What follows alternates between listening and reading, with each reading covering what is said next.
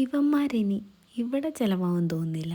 എന്നാവാ നമുക്കൊരു simple recipe ഉണ്ടാക്കാം.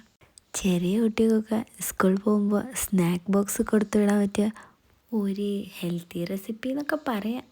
ഈ പഴത്തിന് നമ്മൾ ചെറിയ ചെറിയ പീസായിട്ട് കട്ട് ചെയ്ത് കുറച്ച് ഗീലൊന്ന് സോട്ട് ചെയ്തെടുക്കുക. അത്യാവശ്യം വഴന്ന് വന്നാൽ ഗ്യാസ് ഓഫ് ചെയ്യുക. പിന്നെ ഒരു ബൗളിലേക്ക് ഒരു 2-3 ടേബിൾ സ്പൂൺ മൈദ, ഒരു മുട്ട, അരക്കപ്പ് മിൽക്ക് കൂടി ആഡ് ചെയ്യുക.